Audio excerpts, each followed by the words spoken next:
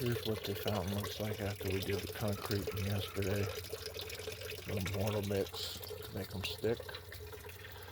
Once we are done, we'll clean it up, and then we'll put a sealer on.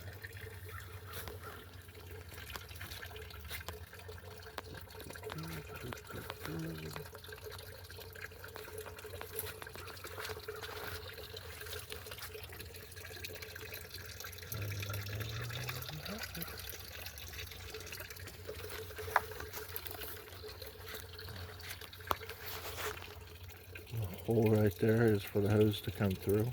The pump's on the bottom that sends the water up through the cabin back out.